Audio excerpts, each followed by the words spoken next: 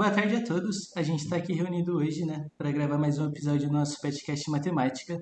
O tema do episódio de hoje é Diversidade e Educação Inclusiva.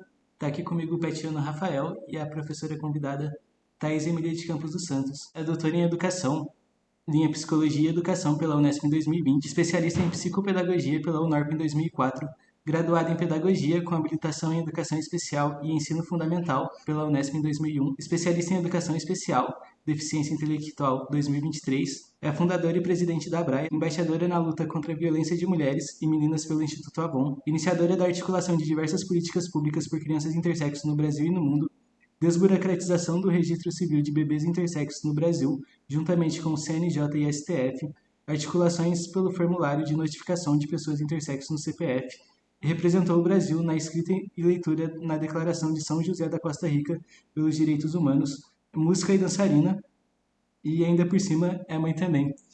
Eu sou o Rafael, estou no quarto ano de PET aqui com o Matheus e espero que a gente vá ter uma ótima conversa.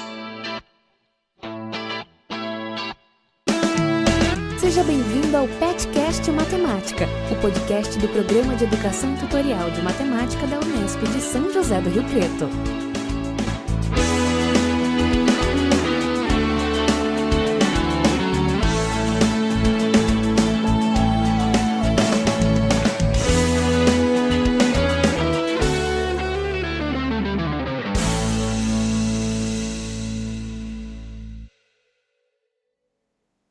Boa tarde, então. Muito obrigada. Eu fico muito contente de poder estar aqui com vocês gravando o podcast. Educação, em especial, é uma pauta que eu gosto muito assim de falar, de debater sobre.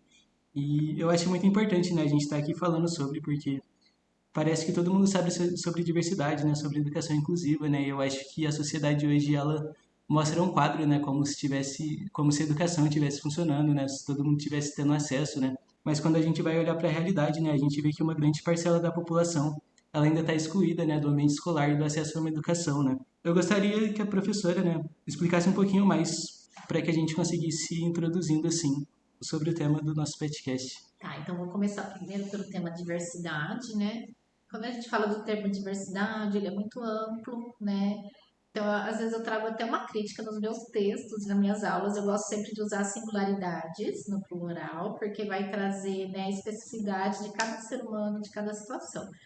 Porque quando a gente fala, por exemplo, vou dar o exemplo do acróstico, LGBTQIAPN+, que as pessoas até fazem, umas ironias falando, o alfabeto todo até o Z, É justamente para não gerar apagamento de cada identidade que está ali, de cada orientação sexual, de cada condição biológica que está ali. Porque se eu falo, vamos falar sobre diversidade de gênero. O que é essa diversidade de gênero? Ninguém vai saber o que é o P que está ali, Mas se eu falo todas as letras, parte a curiosidade de pensar o que é cada letra, Então, esse é um exemplo bem simples, da gente pensar nas singularidades, questões de etnia, E não falo quais etnias. Eu estou apagando, se eu coloco de modo geral ali, Lógico que às vezes a gente fala no dia a dia, toda hora, Às vezes a gente dá uma resumida e tal. Mas é muito importante a gente tentar utilizar, nomear mesmo cada condição. Quando eu falo, por exemplo, os alunos PCD, pessoa com deficiência. Cada deficiência também tem suas especificidades, vai ter ali seus entraves, suas questões, suas lutas, E então, assim, eu falar, colocar tudo ali no PCD, também a gente tem que pensar em cada um ali, na pessoa com deficiência sensorial, física, a pessoa com deficiência intelectual. Então, a gente tem que pensar em cada um ali, Então, por isso que os singularidades, fora o quê? Que vai ter as intersecções, Então, uma pessoa com deficiência física, por exemplo, com a amputação de membro das pernas, ela não é só uma pessoa com deficiência física, Ela vai ter outras intersecções. Você vai pensar qual que é o gênero dessa pessoa, Identidade dela de gênero, orientação sexual, a classe socioeconômica, Então, vai ter intersecções com várias questões, O papel social que ela desempenha ali, Na família, no trabalho, na escola. Então, nós não somos, só uma coisa, não somos, por exemplo, eu não sou só mulher, Tem várias intersecções. Então, a gente pensar nisso, quando a gente fala de singularidade, ao invés de falar de diversidade. Então, a gente vai pensar também nas intersecções, né? Que cada uma vai trazer uma característica ali, tá? Então, quando a gente vai falar, então, essas singularidades todas, né?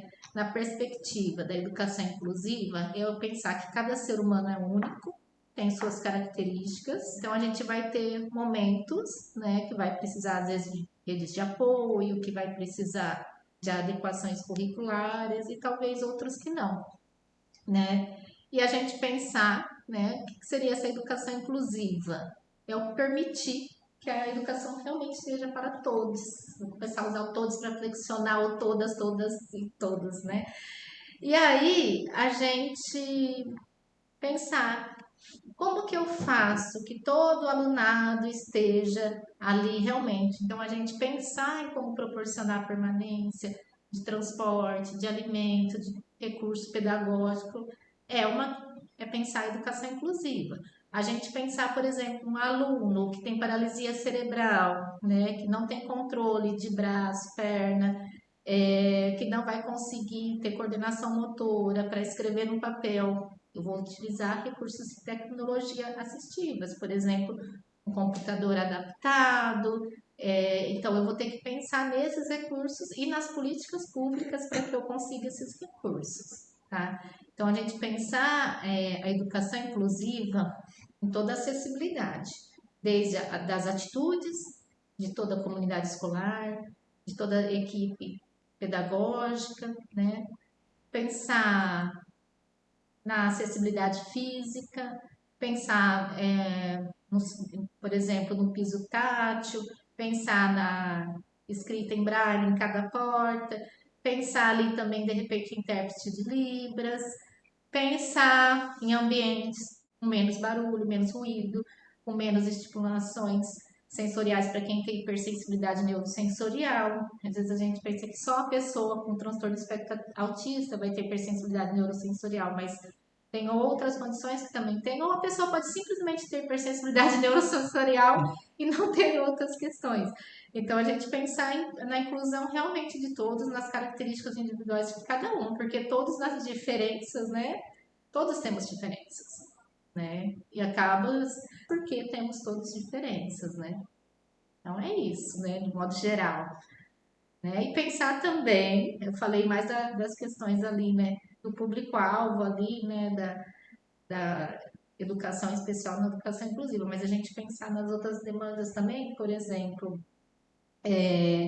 crianças LGBTI, por exemplo, uma criança trans, eu vou precisar criar uma rede de apoio na escola, precisar respeitar nome social, eu vou precisar pensar em várias questões atitudinais, tá? Uma das consequências, né, da educação não ter tanta qualidade é a gente não ter o investimento que aquela educação precisa, né, dentre outros fatores também. E falando sobre diversidade também, né, acho que é muito importante a gente falar disso, né, porque também outras disciplinas estudando um pouco, né, se eu não me engano, até 1800, 1900, pessoas que nasciam com deficiências, várias vezes eram mortas, eram assassinadas ali, e não tinha nem o direito à vida, né, e hoje a gente está pautando o direito à educação. É um certo avanço assim, né, mas a gente percebe o tanto que a gente ainda precisa progredir, né? Porque muitas vezes esse direito à educação, né, tá ligado ao direito à alimentação, ao transporte, direito à saúde, a outros diversos direitos sociais, né, que também implicam na pessoa conseguir estar ali, né, na sala de aula absorvendo o conteúdo, né? E também pensar que educação a gente está propondo para essas pessoas, né? Porque várias vezes assim, né, a pessoa está ali, está na sala de aula e com vários problemas familiares, né, vários problemas em casa e a pessoa mal consegue prestar atenção, né, e o conteúdo que está sendo passado dentro da sala de aula não tem nada a ver com isso, né, o professor está lá passando uma história de uma coisa que aconteceu em outro lugar ou uma fórmula de matemática para aplicar em uma certa coisa, né, que está totalmente para além de questões estruturais, né, da própria educação, do financiamento, por questões curriculares, etc., que eu acho que a gente precisa ser muito debatido, né. Eu acho que a gente aí acaba entrando, né, num debate sobre quais são esses grupos, né, que acabam sendo excluídos, né, tanto do currículo quanto da estrutura da própria escola em si, né, e da própria educação que a gente tem, e que é o que a gente vai acabar chamando de grupos minorizados, né, grupos que acabam tendo seus direitos, assim, tirados, né. Esse termo vai se referir à falta de acesso a direitos e à cidadania, tá? Então, por exemplo, a população brasileira, né? A maioria da população brasileira ela é negra, né? Só que é um grupo minorizado, né? Então a gente conseguir entender o conceito de minorizado é no sentido do quê? De que tem menos acesso à cidadania, né? Então, por que que acontece isso, né? A gente vai resgatar na história sempre, né? A questão ali dos povos afros que foram escravizados, né? Trazidos para o Brasil. E aí toda essa história de, né? Na escravidão. E aí, quando, né, falam, né, vou usar entre aspas, né, na forma horrível que é ensinado nas escolas, né, libertação dos povos negros escravizados, né, será que ocorreu mesmo essa libertação, né, porque o racismo está aí hoje, muito presente, né, e aí entra aquela questão também de que, né, a gente tira ali do trabalho escravo, aquela violência toda, mas não faz uma política econômica para essas pessoas. Quando, né, começa a oferecer empregos, né, com salário e uma certa, né, entre aspas, liberdade, porque também não existia nenhum tipo de política trabalhista, quem era contratado eram os imigrantes que vieram para o Brasil. Mesmo que não era um bom salário, mas eles eram os contratados, eram os que podiam ter acesso ao trabalho. E esse povo, né, que estava aqui já no Brasil, né, os africanos, como que ficou, né, o povo negro. Se a gente pegar na própria história da educação brasileira, era no meio de 1800 para frente que as pessoas negras podiam estudar, desde que elas fossem consideradas, né, libertas, né, se elas não fossem, não tivessem nenhum proprietário, né, então quem que naquela época, a partir de 1850 mais ou menos, o povo lá negro realmente estava, né, em liberdade, né, então já começa essa falta de acesso à educação, né, então como que eu vou me capacitar para ter um emprego, etc., fora as políticas, né, que não contratavam, né, pessoas negras, só os brancos, né, então isso gera toda, né, essa questão social, né, de já que hoje a gente percebe, né, a questão econômica mesmo, né, a gente vai ver, por exemplo, um médico negro. Quantos médicos negros vocês conhecem, né? Então a gente vai pensar bem nisso, né? Quantos médicos brancos, né? Então algumas profissões, quantas empregadas domésticas são negras, né? Então, a gente pensar desde desse exemplo de um grupo minorizado, que é também maioria da população brasileira, mas é um grupo muito minorizado, porque é minorizado em privilégios e tem uma total ausência ali de falta de privilégios e de vulnerabilidades, né?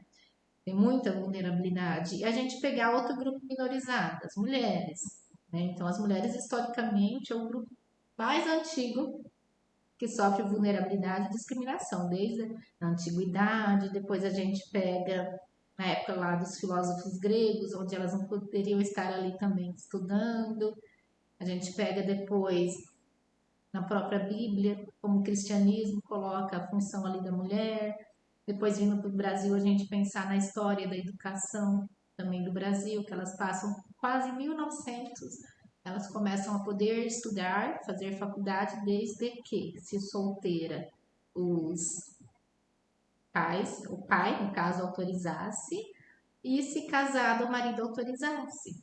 E na história da educação do Brasil, elas poderiam ser, quando começa a poder trabalhar, ser professora, desde que fosse meio período, porque tinha que cuidar da família, tinha que ser autorizada pelo marido, se casada, a ser professora, ou pelo pai, se fosse solteira, e as escolas podiam só ser dirigidas por homens, né? Mulheres não podiam ser diretoras. E a gente pegar a desigualdade do currículo, né? Por exemplo, a própria matemática. Então, as meninas, a escola para meninas era só matemática elementar, né? Básica, né? E para os meninos tinha um aprofundamento. Então, as meninas aprendiam só até as 4 operações matemáticas. As meninas podiam aprender mais, né?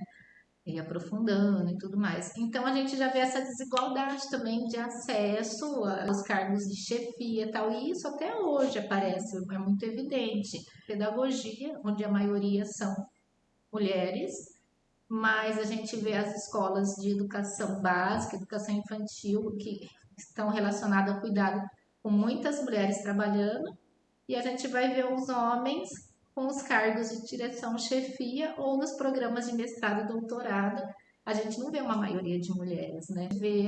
Isso reflete em vários cursos, né? Então, quando eu falar de grupos minorizados, eu trouxe a questão da população do Brasil afro-brasileira, a questão da mulher, a gente vai ter outro grupo minorizado, a população LGBTI, né, que acaba sofrendo também uma série de vulnerabilidades, de falta de acesso ao emprego, principalmente a população trans, que muitas são expulsas de casa logo na adolescência, sofrem bullying na escola, acabam parando de frequentar a escola e acabam não concluindo a escola, até porque não há políticas, né? Por exemplo, no momento isso acontece no Fundamental 2, no ensino médio, o ensino médio não é uma obrigação, né? Então acaba tendo a evasão escolar nessa idade. A gente vai ter a população intersexo, que não é excluída só da escola, mas excluída de todas as políticas públicas. Quando nasce um bebê intersexo, não se consegue ainda, mesmo que tenham leis, fazer a certidão de nascimento com CPF, igual todos os outros brasileiros, né, que não são intersexos, intersexo têm direito, o bebê intersexo não tem, as mães ficam sem licença maternidade, sem auxílio maternidade do INSS, né? Então, a gente vê, eu penso que hoje no Brasil, a população que tem menos acesso à inclusão social, não à educação inclusiva, já começa ali no nascimento, são os bebês intersexos, fora terem seus corpos ali mutilados e tudo mais.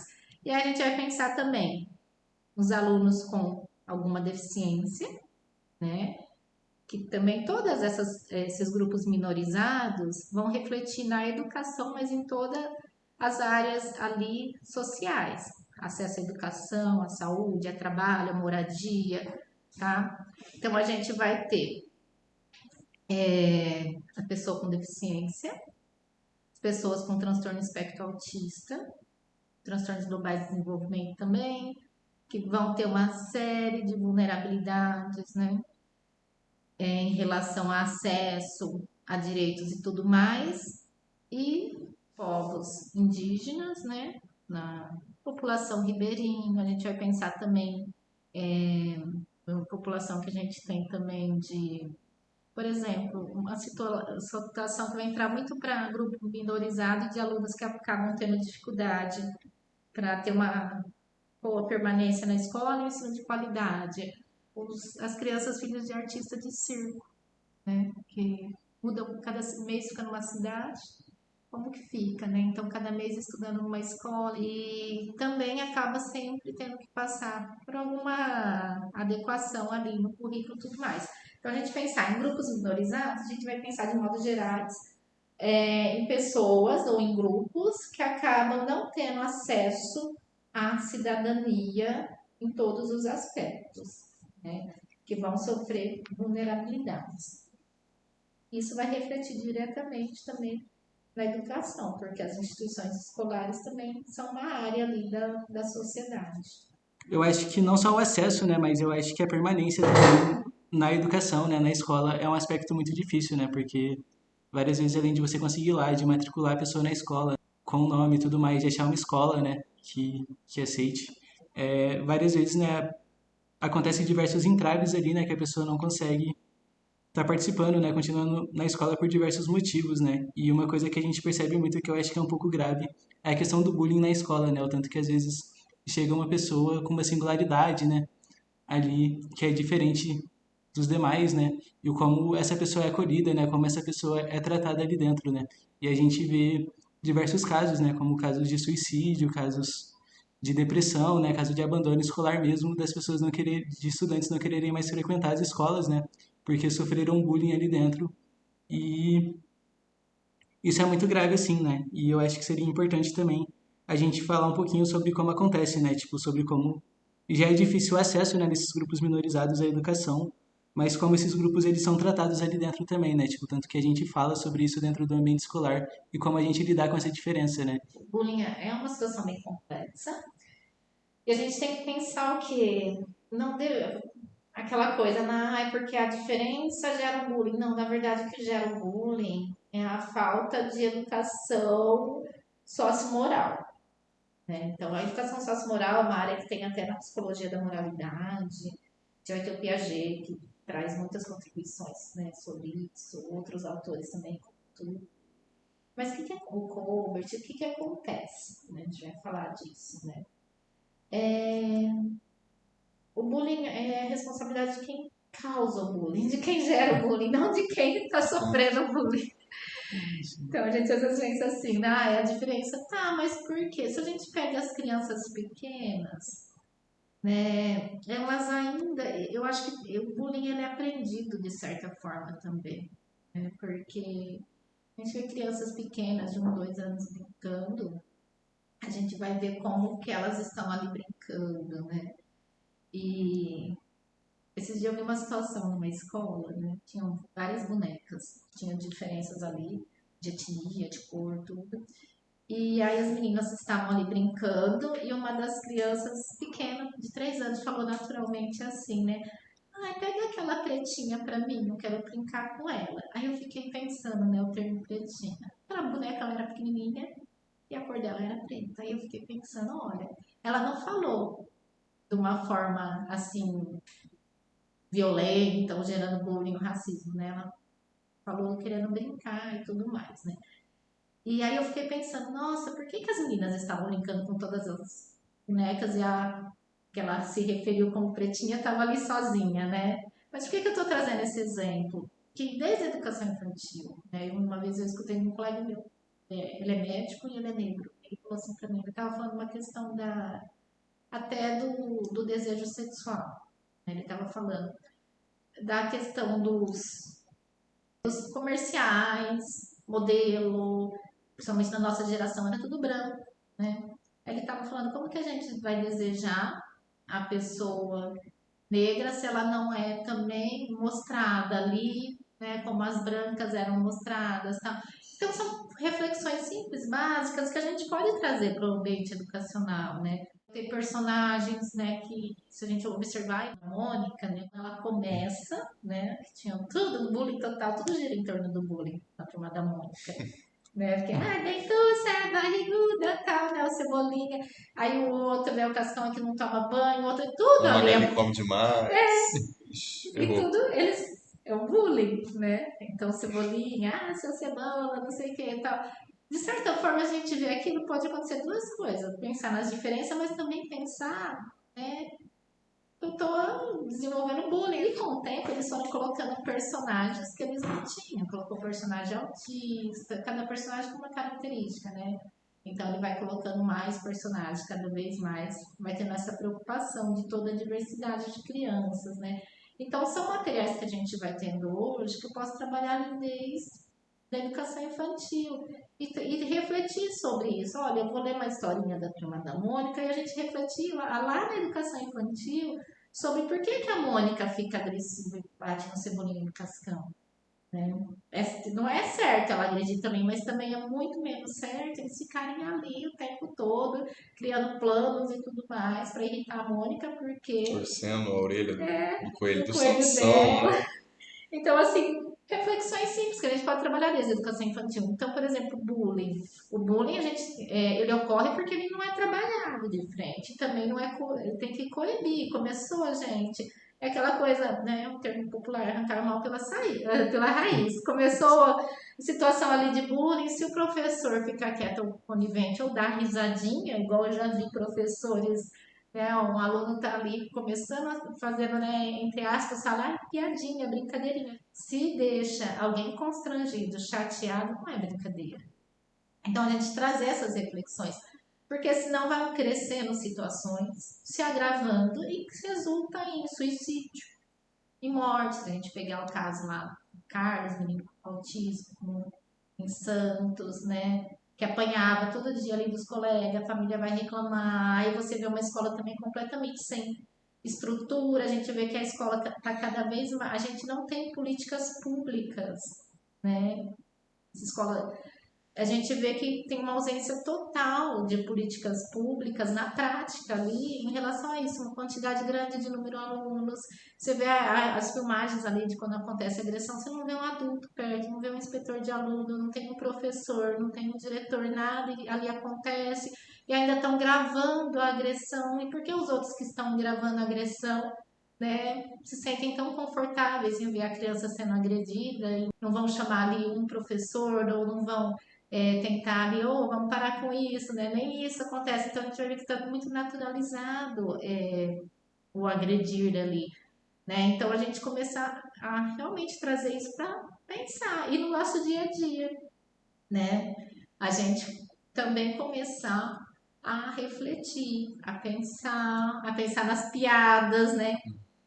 Por exemplo, por que eu vou rir de uma piada homofóbica? Por que eu vou rir de uma piada gordofóbica? Por que eu vou achar engraçado, né? Não, é uma pessoa que está sofrendo as situações de piada normalmente, né? Então a gente tem que, não achei graça. A gente tem que ser aquela pessoa desagradável que chega para alguém e fala, não achei graça, né? Então a gente pensar isso na sala de aula também. Várias situações que acontecem ali, começa a risadinha, não sei o que, não. Então vamos parar tudo para a aula, porque, gente, vai prevenir violência, vai prevenir não só a violência psicológica, a violência física, né? Tudo isso, a gente pensar que bullying é crime, né? Você tem que pensar assim. Então é algo muito sério, né? Então a gente precisa, né, pensar no clima escolar, a gente precisa pensar em como que está sendo trabalhado, né? Então, às vezes, a família também incentiva, né? A forma de comentar, a forma de falar, e a gente principalmente se autoanalisar sempre, né? A gente às vezes pode reforçar comportamentos, né, de discriminação que vão levar ao bullying. Porque fica claro, né, que a universidade muitas vezes não prepara bem os professores para lidar com situações de bullying na vida real, né, na sala de aula. O que você acha que falta da universidade assim para dar essa formação para os futuros professores, né? Às vezes eu sinto assim, por exemplo, na psicologia da educação. A gente traz as teorias psicológicas, mas a gente tem que conectar, relacionar com a prática do dia a dia. Não trazer só, né, a teoria, o que foi pensado, mas hoje, como a gente faz, como a gente utilizar, porque senão fica muito distante. Então tem que tentar pensar mesmo no dia a dia, por que é importante eu estudar Piaget, o que ele traz de contribuição para a minha prática enquanto pessoa, para a minha prática enquanto educador, né, enquanto professor, ou enquanto gestor escolar, começar a realmente conseguir fazer essa relação direta. São temas que são trabalhados, né, são falados, tal, mas não pode ser só falado, às vezes é legal a gente ter vivências também, né, para a gente sentir mesmo, porque a gente aprende muito mais fazendo, vivenciando, só escutando, né, diferente, né. Então eu trago uma experiência minha, né, quando eu fazia graduação, estudava, fazia educação especial, né, então eu tinha que estudar todas as síndromes genéticas, né. Eu lembro quando a gente estudou ali as síndromes dos cromossomos sexuais, que são os intersexos. Mas na minha época não existia, né, esse debate sobre intersexo, né? Então eu lembro que a professora falou assim, né? Ela começou a falar que pessoas nasciam com ambiguidade sexual, de algumas síndromes que a gente estava estudando ali, e eu peguei e fiquei pensando assim, nossa, né? Porque a questão ali de pseudo-hermafrodita e tudo mais, aí eu comecei a pensar na questão de gênero, né? Isso aí tem mais de 20 anos, né? E aí eu partei para a professora na faculdade, né? Como que eles namoram? Né? Porque eu fiquei pensando, né? Porque tinha casos ali que nasce com ausência, por exemplo, de genital. Daí, olha, né, fui perguntar. Aí ela falou, não precisa se preocupar com isso, que eles morrem cedo. Quando eu me formei, fui trabalhar na APAE primeiro, né? E lá a gente tinha realmente crianças que tinham ali essas questões das síndromes sexuais, tinha algumas que eram crianças com deficiência múltipla, então elas não se mexiam, elas não falavam, elas não escutavam, elas estavam só ali deitadas, né? Elas não tinham A nossa comunicação às vezes era só tátil, então a gente nunca pensava, não tinha uma vida social e realmente os que eu acompanhava, eles morreram cedo.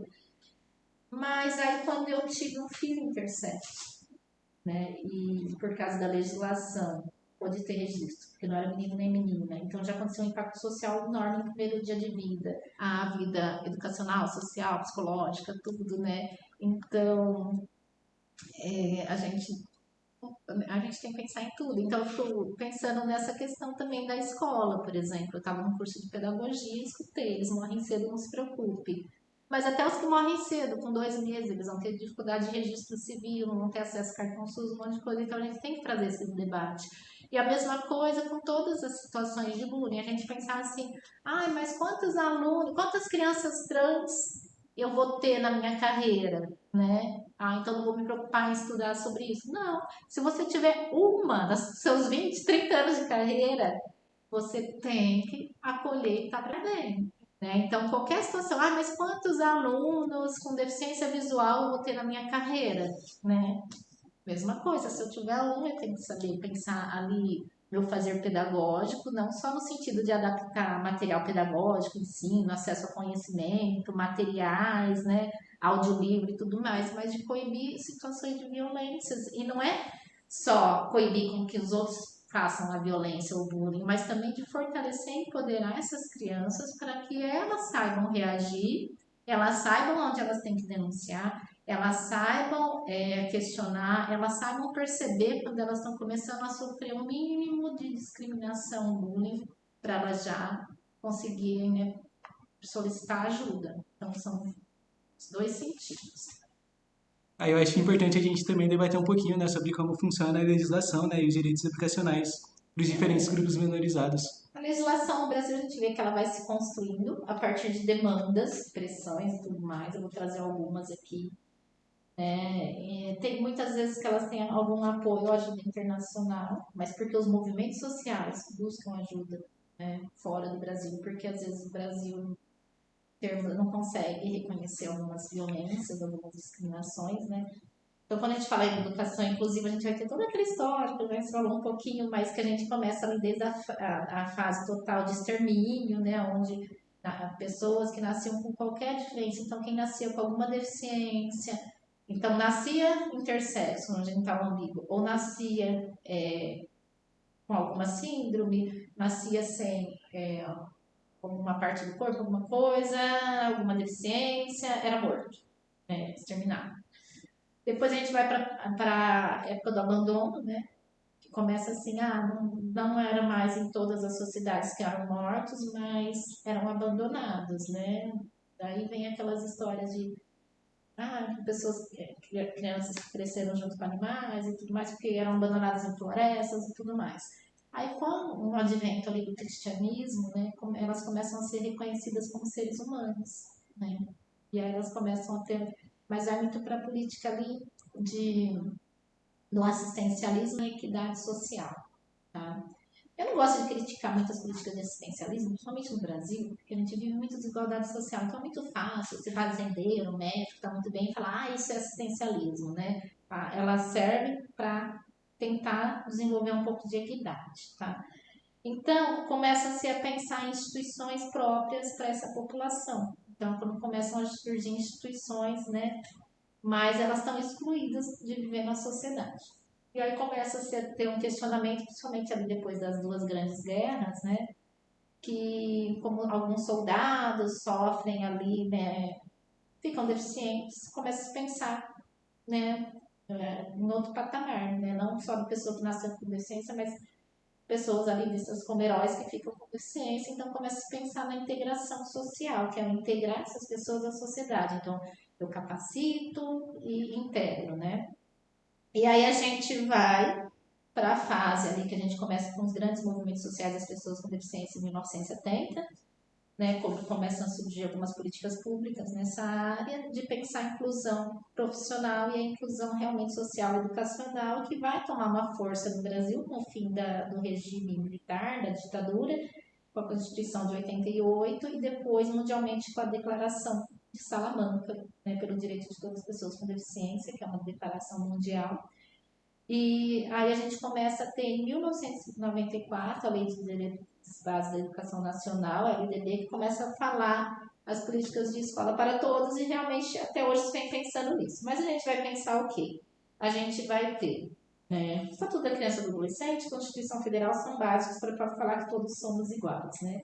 Então a gente tem a Lei Brasileira da Inclusão, que é a LDI, que é a Lei da Pessoa com Deficiência de 2015, que é ali que vai falar de todos os aspectos, né, da inclusão, não só educacional, mas de todas as pessoas com deficiência. E inicialmente se pensava ali nas deficiências sensorial, auditiva, visual, deficiência física, deficiência múltipla e deficiência intelectual. Mas depois você tem uma conquista do movimento social do movimento autista, onde eles conseguem também estar nessa lei, né? Eles serem reconhecidos também como pessoas com deficiência na parte de direitos, né?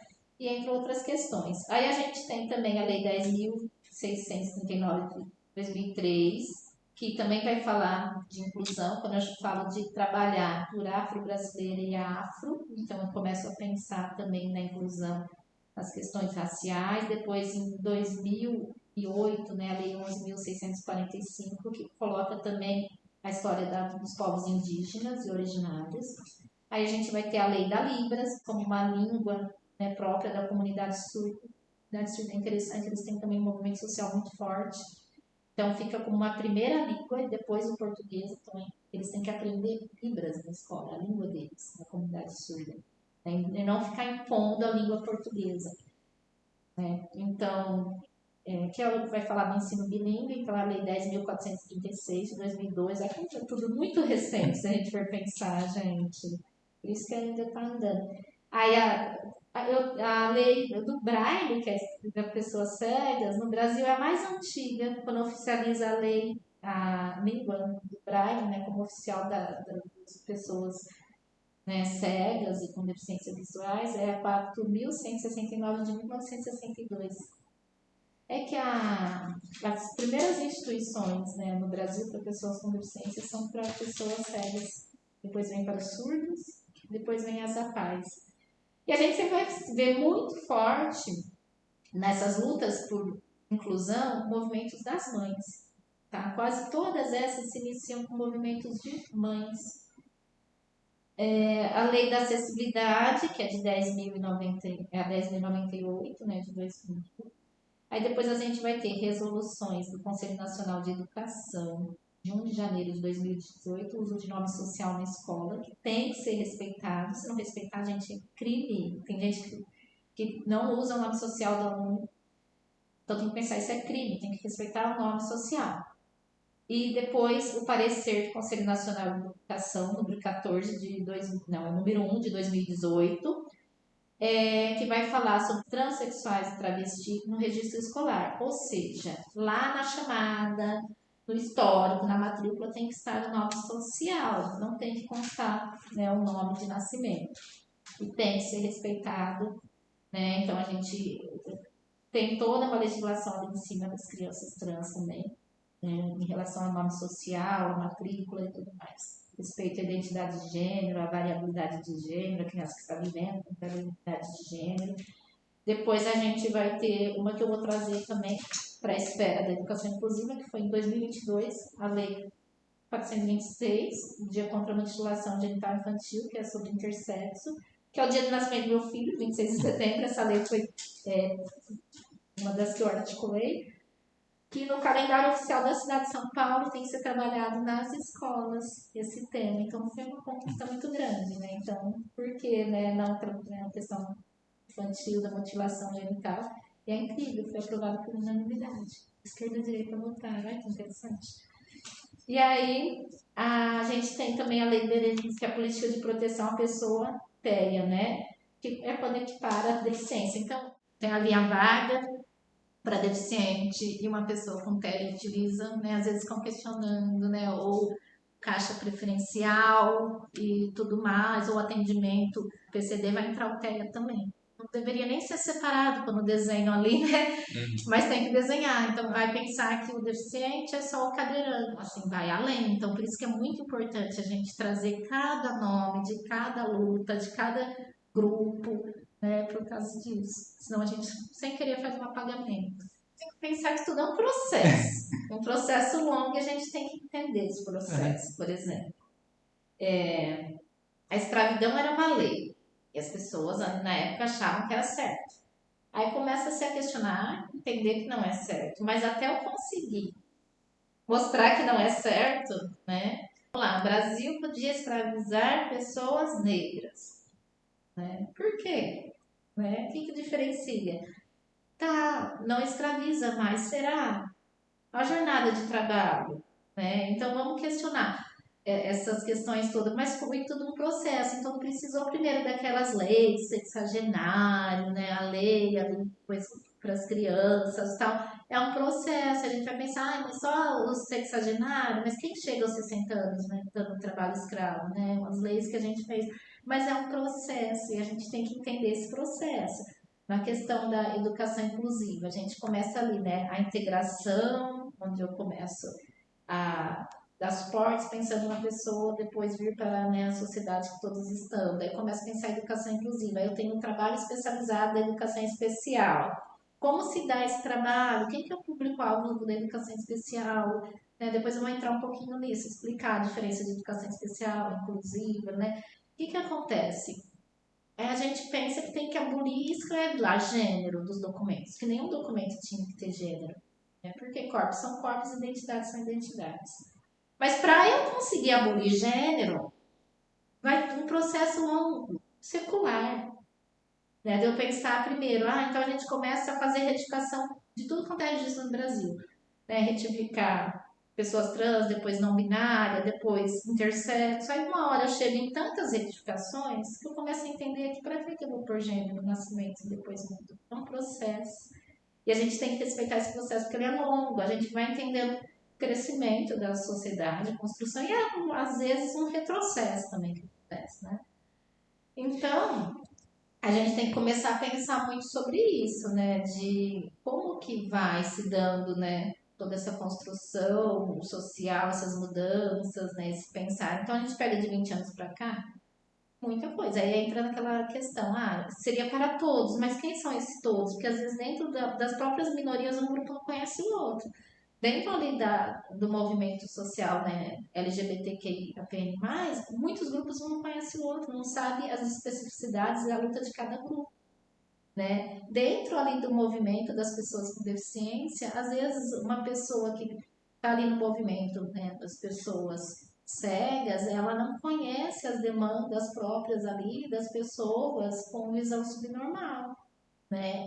Então a gente tem que, né, por isso que vai se construindo um monte de lei específica sobre cada um, né? Tem que tomar cuidado para uma luta não atrapalhar a outra, pensar, então, quando surgem várias políticas públicas especificando cada coisa, que elas são necessárias, igual eu fico pensando nos protocolos de saúde que a Secretaria lá de São Paulo de Saúde está fazendo, né? Protocolo de saúde trans, o intersexo, por que é separado? Não é um protocolo único para toda a comunidade, para a diversidade de gênero, porque cada um tem suas especificidades. Assim como nessas pautas, a gente pensar o ensino de uma criança que não escuta, o ensino de uma criança que não fala, o ensino de uma criança que não enxerga, que tem muita fobia, muito pânico, né? Fobia social, tem que realmente olhar a individualidade nesse contexto todo social. Difícil, com essas políticas públicas que na prática também não existe, perde investimento, né? Que para de ter esse olhar também específico, coloca todo mundo ali junto, sem apoio escolar, sem formação, sem capacitação e acha que vai dar conta, não vai. Uma coisa é ter uma sala de aula com 10 alunos e ainda tem um auxiliar na rede particular, onde se eu peço material amanhã todos os pais trazem, a criança vem alimentada, né? A criança não sofre com vulnerabilidade social, econômica. Outra coisa é eu estar numa escola, na periferia, num lugar que tem fome, que tem desemprego, que a criança vai vir com fome para a escola, que às vezes não tem água encanada em casa, né? Que vai vir uma sala de aula que às vezes tem 45 alunos para um professor sem nenhum auxiliar, né? Então, eu adoeço o professor nesse contexto, eu adoeço todo mundo que está trabalhando na escola, porque é sobrecarga e tudo mais. Então, como que eu vou dar ensino de qualidade se não há qualidade estrutural, qualidade de trabalho, se não é qualidade nenhuma, né? Então, a gente tem que pensar em tudo. Então, é bem complicado. Nesse sentido, então, das legislações que garantem, que visam, né, garantir a educação inclusiva, qual que é a diferença da educação especial e da educação inclusiva? Tanto num sentido prático quanto num sentido legal, né? Porque eu imagino que se são coisas diferentes, devem ter leis para as duas coisas. Então, a gente vai pensar o quê? A educação inclusiva é uma perspectiva. A educação especial, a gente vai pensar nela, está ali na LDB, que é a Lei de Diretrizes e Bases da Educação Nacional, que quem que é o público-alvo da educação especial? Então, são os alunos, né, com deficiência, os alunos TEA, os alunos com algum transtorno. Então, são esses alunos, público-alvo da educação especial, a esse grupo.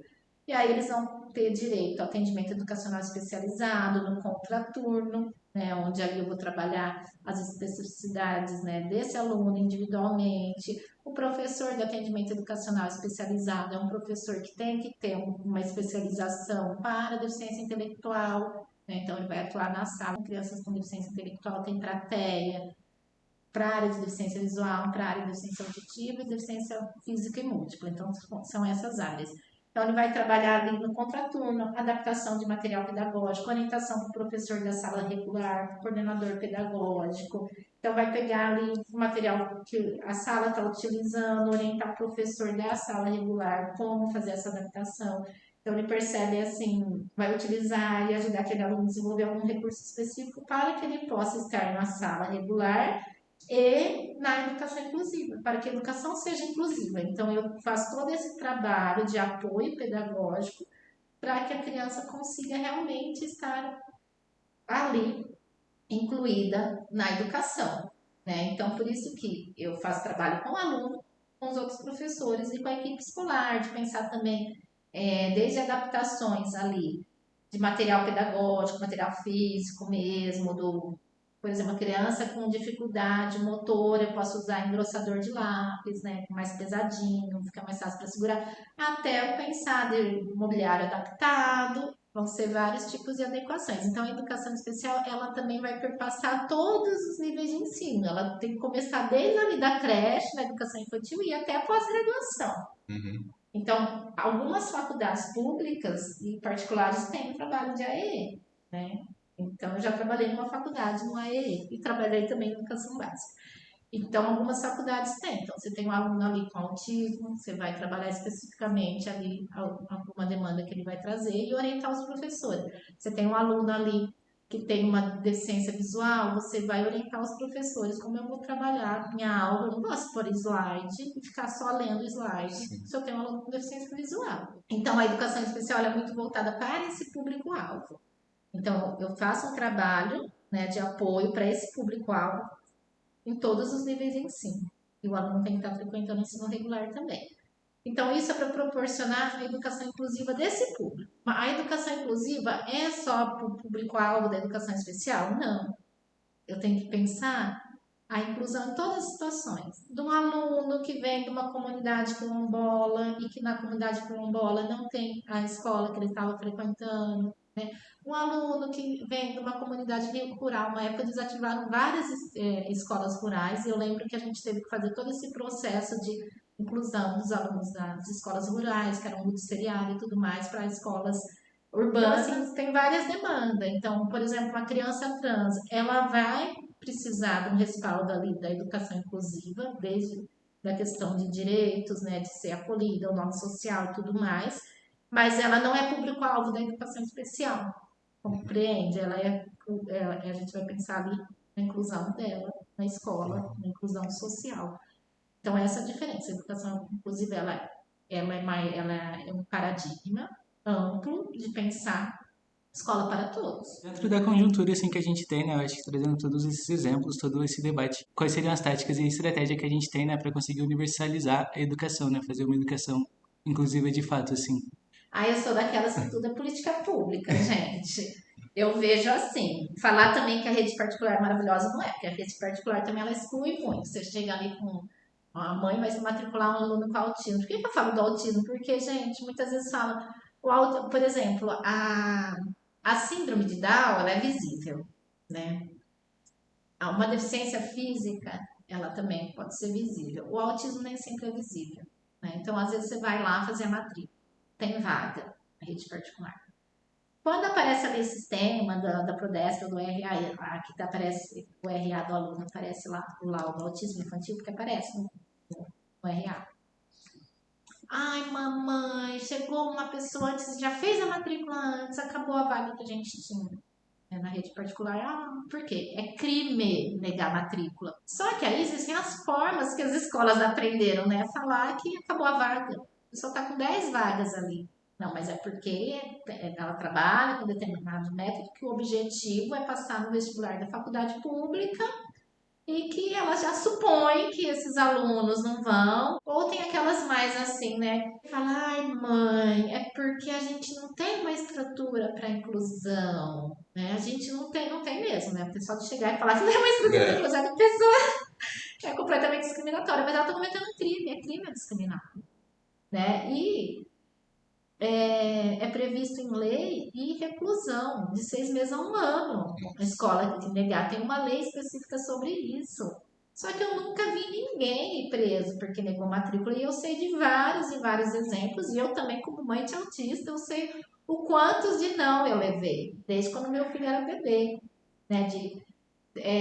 Aí você leva para supervisão, denuncia, tal, gente nunca vira nada, você faz boletim de ocorrência. Nada acontece na prática, então a gente realmente é bem complicado. Então, existe essa exclusão de cara já na rede particular, mas tem escolas na rede particular que têm se especializado em fazer uma educação inclusiva, pensando em todas as singularidades, que tem projetos diferentes ali na escola, que vão ter alunos com superdotação, alunos com deficiência intelectual, TEA, vão ter alunos que não enxergam, vão ter alunos ali também, vão ter criança trans. A gente vê escolas assim trabalhando muito a pluralidade, né? Trabalhando tudo. E a gente vê também, né, a rede pública, às vezes iniciativas isoladas de algumas escolas, professores, mas uma total ausência de recurso físico, financeiro, uma total ausência ali de condições, porque como eu vou dar um ensino de qualidade com uma superlotação de sala de aula? Como eu vou dar um ensino de qualidade com onda de calor, sem ventilador e ar-condicionado funcionando? Não tem aluno, nenhum aluno que vai ter condições de ter um aprendizado ali. Como que eu vou dar um ensino de qualidade se as crianças estão com fome e a merenda fica 2 meses sendo aquele leite com Nescau e aquela bolagem de maisena e não tem a refeição? Porque às vezes acontece isso, de não ter a merenda, não ter alimento. Ninguém consegue prestar atenção com fome, né? Então ela fala, mas a escola não é lugar disso. É sim, é lugar. Na escola a gente tem que pensar na educação integral. E para que ocorra educação, né, de todos os aspectos, sociais, culturais, morais, né, numa escola a gente tem que dar em condições. E se meu país gera muita desigualdade social, eu como escola, como instituição, eu tenho obrigação de proporcionar equidade para que o aluno possa estudar. Então é responsabilidade da escola pública, sim. Porque na Constituição, a moradia, alimento, né, a escola a gente tem direito. Então tem que proporcionar, porque é isso, educação de qualidade eu vou ter que proporcionar. Então, assim, não tem estrutura nenhuma. Então, como que um professor com uma jornada de trabalho cansativa, sendo desvalorizado, cobrado um monte de questões burocráticas, sem liberdade de cátedra, que é o que acontece hoje, né, com esses slides, né? E como que ele vai dar um ensino de qualidade, adaptar, individualizar? Então, a gente tem que questionar, sim, essa falta de estrutura. Não dá para eu comparar uma escola particular que tem uma perspectiva inclusiva, né? Que tem uma perspectiva de pensar ali, de ter acompanhante de sala, de ter AE, porque tem escolas particulares que se estruturaram muito bem, né? Porque eles têm lucro com isso, muito lucro. né? Então, não tem bullying? Tem, mas quando tem, eles já resolvem, porque senão vai perder aluno. Se aquela escola fica com, né? Então, eles já resolvem. Agora, na escola pública, choque, eu fico pensando, não tem condições. E está cada vez mais.